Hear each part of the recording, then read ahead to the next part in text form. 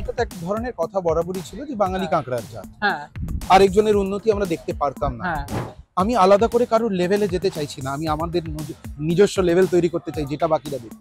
আচ্ছা, আমরা একটা সময় হয়তো সত্যি এইভাবেই ডিসকোর্সটা তৈরি করে ফেলেছি, এবং আমরা নিজেরাও হয়তো ভাবতে শুরু করেছিলাম যে সত্যি আমাদের চাকরি ছাড়া জীবনে কিছু করার নেই। আর্টিফিশিয়াল ইন্টেলিজেন্স এখন আমাদের আর শুধু একটা মানে ইনক্রিমেন্টাল ইনোভেশনের জায়গায় নেই, এটা কিন্তু একটা সুনামি অফ চেঞ্জ হিসেবে চলে এসেছে, যেটা কিন্তু আমাদের লাইফের মানে পার্ট হয়ে যাচ্ছে। কলকাতা কিন্তু বম্বে, ব্যাঙ্গালোর হতে পারেনি হয়তো স্টার্ট আপের দিক থেকে, কিন্তু আস্তে আস্তে next major start up destination হিসেবে উঠে আসবে, এবং যদি উঠে আসে তারা কিন্তু কারোর থেকে কম হবে না, এটুকু আমি গ্যারান্টি দিই।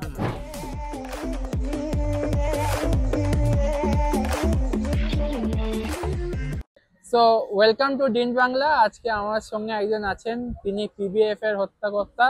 তিনি তার নাম হচ্ছে অর্ণব বসু, এবং Arnab Basu sir pointer. Sir আপনার ব্যাচ 97 মাধ্যমিক। 97।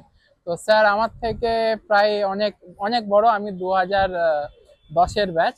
তো স্যারকে ভেটারান হিসাবে এরে ভেটারান বললে তো খুব বলছি, কারণ স্যার বিজনেস কে রিভাইভ করতে চাইছেন, পশ্চিমবঙ্গে স্টার্ট আপ রিভাইভ করতে চাইছেন, এবং তিনি দুর্গাপুজোকে প্রেজেন্ট করেন as the world's greatest show ever. আর ওনার পেছনে মানে দুর্গাপুজোকে একটা বড় মাপে ভারতবর্ষকে ওপরে তোলার এবং দুর্গাপুজোকে লন্ডনে এস্টাবলিশ করার পেছনে ওনার বড় হাত আছে। তো স্যার আপনি দুর্গাপুজোকে কেন চয়েস করলেন? তার কারণ দুর্গাপুজো, আমি কিছুদিন বিদেশে আমার কাজের সূত্রে গিয়েছিলাম, এবং গিয়ে দেখেছি আমরা হয়তো যে জিনিসগুলোকে বড্ড হেলায় নষ্ট করছি, আমাদের নিজেদের আর্টটাকে, সেইখানে দাঁড়িয়ে দেখলাম যে যে জিনিস আমার গড়িয়াহাটের রাস্তায় 100 টাকায় পাওয়া যায়, সুন্দর টেরাকোটার দুর্গামূর্তি, সেটা নিয়ে হয়তো আমরা দরাদরি করছি। আর সেই বিদেশের মাটিতে সেই সেম জিনিস ওখানে লোকে 80 ইউরো দিয়ে কিনে নিয়ে চলে যাচ্ছে এবং সেটাকে সমাদর করছে। তখন থেকেই আমার এটা মাথায় আসে, এবং আস্তে আস্তে আস্তে আস্তে বিভিন্ন সময়ের মধ্যে দিয়ে আমি অনেক বিশ্বের অনেক জায়গায় ট্রাভেলও করেছি, অনেক ফেস্টিভ্যালসও অ্যাটেন্ড করেছি, এবং সেখান থেকে দেখি আমার এটা মনে হয়েছিল সেই ফেস্টিভ্যালগুলোতে একটা ফিল গুড ফ্যাক্টর থাকে, অনেক মানুষের আদান প্রদান হয়। কিন্তু এরকম আমাদের কলকাতার দুর্গাপুজোর যে শিয়ার আর্টটা, যেটাকে ঘিরে এই 6 মাস ধরে একটা প্রকাণ্ড কর্মকাণ্ড চলে, এবং তারপরে হয়তো তার কিছুদিনের মধ্যে সেটাকে আবার ভেঙে ফেলে পরের বছরের জন্য তৈরি হয়, এইটাকে যদি আমরা শোকেস করতে পারি, তার কিন্তু একটা বাইরের অডিয়েন্সের কাছে একটা দুর্দান্ত জায়গা রয়েছে, এবং সেই জায়গাটাকে আমরা তৈরি করে দেওয়ার জন্যই দুর্গাপুজোটাকে হাইলাইট করি। এবং আস্তে আস্তে সমস্ত লাইক মাইন্ডেড মানুষ যারা এটা মনে করেছেন, যেরকম অনির্বাণদা আছেন হেরিটেজ বেঙ্গল গ্লোবাল এবং গ্লোবাল কানেক্টের কর্ণধার, সেরকম আমার সাথে আরো অনেক সংস্থা যুক্ত হয়। আমরা একসাথে চেষ্টা করে চলেছি দুর্গাপুজোকে as a global tourism destination কি করে তুলে আনা যায়, যে বিশ্বের লোকজন এটা দেখে বুঝতে পারুক যে এই আর্টের কি অসাধারণ ক্ষমতা, যাতে তারাও গিয়ে আরো 4টে লোককে বলতে পারে, এবং তাতে আমাদের কর্মসংস্থানও হবে, ট্যুরিজমটাও বাড়বে, এবং বেঙ্গলের যে নেগেটিভ স্টোরি যে হ্যাঁ এখানে কিন্তু কিছু হয় না, আমাদের শুধু এইটুকুকে মাথায় রেখেই আমরা অনেক দূরে এগিয়ে যেতে পারবো, এটুকুই আমাদের ইচ্ছা। তো স্যার স্টার্ট আপের জন্য ফান্ডিং লাগে, ফান্ডিং এর ব্যাপারটা আপনি যদি একটু বলতে পারেন, ফান্ডিং আগের থেকে বেড়েছে, পিবিএফ কি করেছে, পিবিএফ কি করে মানে ফার্স্ট ফ্ল্যাশ ফান্ডিং কিভাবে পাওয়া যায়, বা পিবিএফ কি ভেঞ্চার ক্যাপিটালের দিকে যাচ্ছে, এগুলোর ব্যাপারে যদি একটু বলেন। হ্যাঁ, পিবিএফ নিজে হয়তো ভেঞ্চার ক্যাপিটালের দিকে যেতে পারে না as a registered non profit organisation, সেটা আমাদের কাজও নয়। আমাদের কাজটা ছিল হচ্ছে আমাদের এই পয়েন্ট অফ ফ্রেটার্নিটিতে যারা বিজনেস এবং ইন্ডিপেন্ডেন্ট প্রফেশনাল আছে, যারা নিজেদেরকে এন্টারপ্রেনার বা স্টার্টআপ বা এমএসএমই বলে থাকেন, আমরা তাদেরকেই এখানে নিয়ে আসতে চেয়েছি, এক জায়গায় একত্রিত করে তাদেরকে হেল্প করার জন্য। এবার সেই হেল্পটা আমরা কিভাবে করতে পারি, আমরা বিভিন্ন সংস্থার সাথে কোলাবোরেট করে করতে পারি। আমরা সবাই হয়তো খুব সুন্দর কাজ করছি, কিন্তু আমরা হয়তো সেই কাজটা আলাদা আলাদা সাইলোজে করছি, কি করে একত্রিত করা যায়, এবং তখন থেকেই মাথায় আসে যে যত ব্যবসায়িক ইকোসিস্টেম গুলো আছে তাদেরকে কি আমরা নিয়ে আসতে পারি। তো থ্যাঙ্কফুলি আজকে কলকাতায় এই যে অনুষ্ঠানটা পয়েন্টার্স কনক্লেভ এবং এক্সপো হচ্ছে, এটা কিন্তু তার 4th এডিশন, গত 4 বছর ধরে হচ্ছে। এই বছরে আমরা কিন্তু কলকাতার অলমোস্ট 90% ইকোসিস্টেমকে এই জায়গায় আনতে পেরেছি, এবং আগামী দিনে আশা করব 100%ই পারবো, এবং সেই একত্রিত করতে পারার মাধ্যমে আমরা যেটা করার চেষ্টা করছি, আমরা যেরকম ব্যবসায় সাপোর্ট করব, কোলাবোরেট করব, মার্কেটিং সাপোর্ট কিভাবে হতে পারে, মেন্টরিং কোথা থেকে আসতে পারে, কার কাছ থেকে ফান্ডিং আসতে পারে, আমরা সেই সমস্ত সংস্থাকে একটা জায়গায় এনে আমাদের যারা ব্যবসায়ী মেম্বার্স রয়েছে তাদেরকে আমরা এই ফেসিলিটিসগুলো প্রোভাইড করার চেষ্টা করছি, যাতে আগামী দিনে তাদের এই যদি ব্যবসায়ী সংক্রান্ত কোনো রকম কোনো প্রয়োজন পড়ে তাতে তাদের কোনোভাবে কোনো অসুবিধার মধ্যে পড়তে না হয়। এইটাই একটা সেলফ সাস্টেইন ইকোসিস্টেমের মতো কাজ করতে পারে। স্যার, পশ্চিমবঙ্গের মানুষ বরাবরই চাকরি প্রেমী এবং এখনো চাকরি করতে চাইছে। চাকরি নিয়ে স্ক্যাম, চাকরি নিয়ে সবকিছু, চাকরি নিয়ে সুসাইড।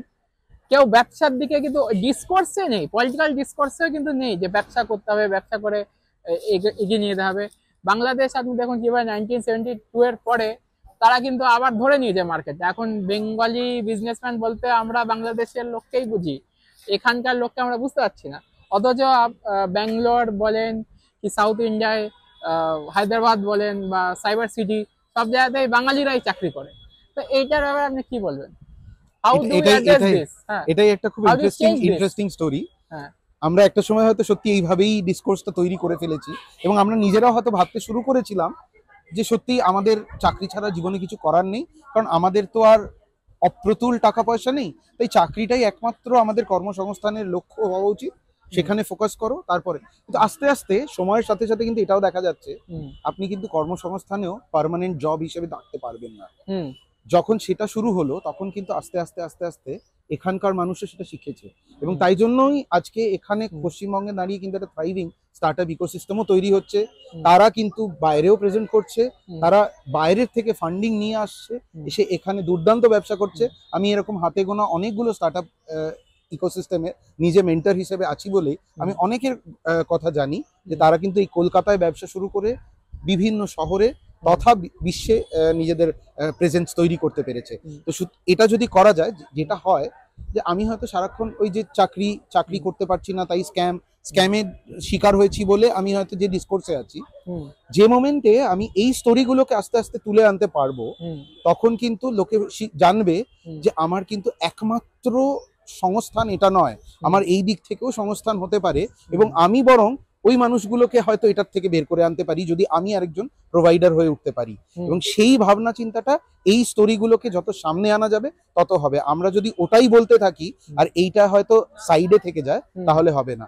সেটাই আমাদের মূল উদ্দেশ্য, যাতে পজিটিভ স্টোরিজগুলোকে আরো করে বেশি করে এই মাধ্যমে, এই প্রোগ্রামগুলোর মাধ্যমে একত্রিত করে তুলে আনা যায়, যাতে বারবার লোকে দেখে যে হ্যাঁ, কলকাতা কিন্তু বম্বে, ব্যাঙ্গালোর হতে পারেনি হয়তো স্টার্টআপের দিক থেকে, কিন্তু আস্তে আস্তে নেক্সট মেজর স্টার্টআপ ডেস্টিনেশন হিসেবে উঠে আসবে এবং যদি উঠে আসে তারা কিন্তু কারোর থেকে কম হবে না, এটুকু আমি গ্যারান্টি দিতে পারি। তো স্যার, পশ্চিমবঙ্গের ব্যাপারটা যদি দেখি তো পশ্চিমবঙ্গ থেকে লালবাড়ি উঠে এসছে, লাল বাবা চাল উঠে এসছে, তার সাথে সাথে আপনার পতাকা বিড়েও উঠে আসছে।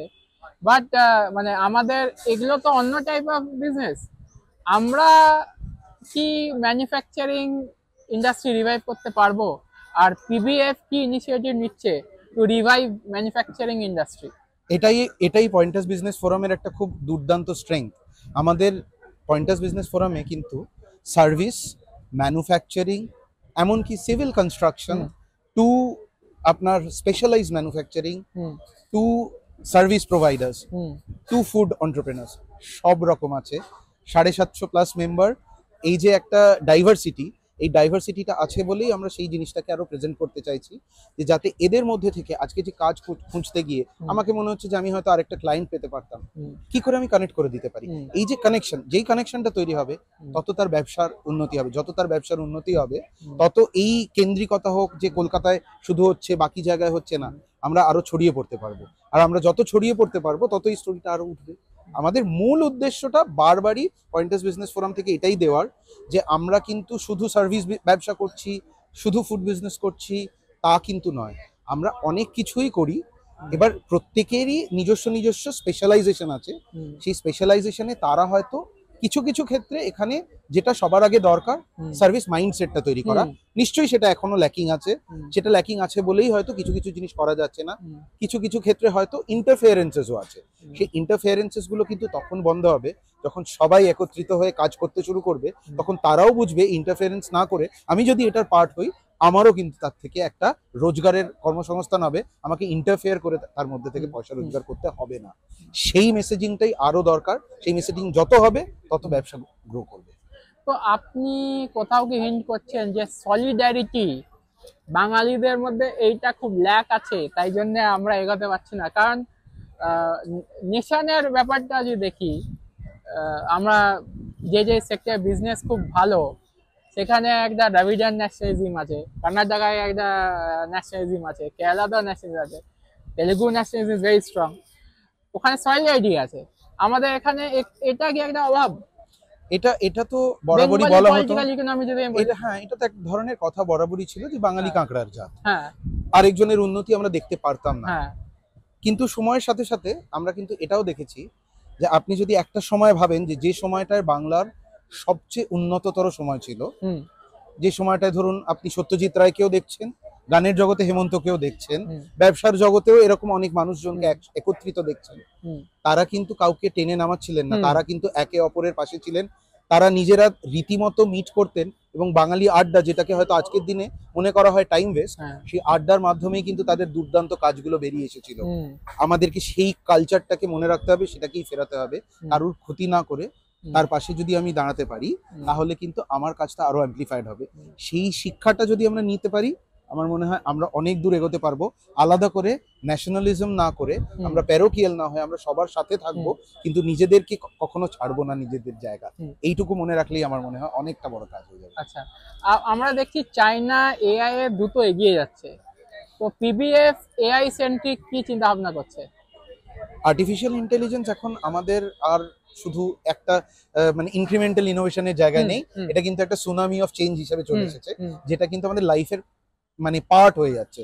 এবং আর্টিফিশিয়াল ইন্টেলিজেন্স নিয়ে যে কাজগুলো হচ্ছে, আমাদেরও কিছু মেম্বার আছে যারা তারা টেকনোলজি ডিপ টেক নিয়ে কাজ করছেন, এবং আমরা আশা করছি খুব শিগগিরই আমাদের এই ইকোসিস্টেমের মাধ্যমে আমরা কলকাতার থেকে বড় হওয়া এআই স্টার্টআপও প্রেজেন্ট করতে পারবো। এই মুহূর্তে নাম নিতে চাইছি না, বাট যখন আসবে আমরা নিশ্চয়ই আপনাদেরকে জানাবো। আচ্ছা, তো আমাদের সঙ্গে আরেকজন ইন্টারভিউ দিচ্ছিলেন মিস্টার অতীন, আপনার সিনিয়র হন, উনি বলছিলেন যে চাকরি পেতে গেলেও একটা স্কিল লাগবে, একদম এই স্কিল ডেভেলপমেন্টের উপরে কি পিভিএফ কিছু একদম। আমার নিজের সংস্থা আছে ইয়ানচাং, আমরা তার মধ্যে দিয়ে কাজ করছি যে আমাদের না মাইন্ডসেটটা আগে খুব তৈরি হওয়া দরকার। কারণ ধরুন আমি আজ কাজ করতে গেলাম, আমি মনে করছি যে আমার 9টা 5টার কাজ, আমি সেটা করে চলে আসছি, আমি কিন্তু কোনো কন্ট্রিবিউটর করতে পারবো না। আর একটা সময় গিয়ে আমি হয়তো বার্ন আউট ফিল করবো। আমি একটা ব্যবসা করছি, আমি হয়তো সেখানে লিডারশিপ নিতে পারছি না, আমি আস্তে আস্তে সেই ব্যবসাটা সফল করতে পারবো না। আমি একটা হায়ার স্টাডিজ করতে যাচ্ছি, আমার যদি সেই মাইন্ডসেটটা তৈরি না হয় আমি সেখানেও কনসেন্ট্রেট করতে পারছি না। আমরা এই পুরো স্পেকট্রামটাকে নিয়ে আমরা স্কিল ডেভেলপমেন্টের কাজটা করছি, যাতে এন্টারপ্রেনিউরাল মাইন্ডসেট যেটাকে বলে, যে হ্যাঁ আমার হতে পারে যে আমার আজকে হয়তো সাকসেস আসেনি, কোথায় আসেনি, কেন আসেনি, সেই ইন্ট্রোস্পেকশনটা যাতে আমি করে ভবিষ্যতের সাফল্যের দিকে এগোতে পারি, rather than sitting behind and complaining যে আমার এনভায়রনমেন্ট ভালো ছিল না তাই হয়নি। এই চেষ্টাটা আমরা করছি আমাদের বিভিন্ন নেটওয়ার্কের মাধ্যমে, এই স্কিল ডেভেলপমেন্টটা যাতে আরো বেশি করে পৌঁছে দেওয়া যায়। তাহলে আপনি বলছেন যে পশ্চিমবঙ্গ তামিলনাড়ুর লেভেলে যেতে পারবে? আমি আলাদা করে কারোর লেভেলে যেতে চাইছি না, আমি আমাদের নিজস্ব লেভেল তৈরি করতে চাই, যেটা বাকিরা দেখুক। আচ্ছা, ধন্যবাদ। Thank you. তো আপনারা দেখছেন ডিন Bangla, please like share and subscribe. আমাদের ডিন ট্যাপে আপনি যেতে পারেন, ওখানে ফ্রি অফ কস্ট ডেটা পাবেন, যা ফেসবুক টুইটারে আপনি পাবেন না। ওখান থেকে ডেটা পেতে গেলে আপনাকে পেমেন্ট করতে হবে।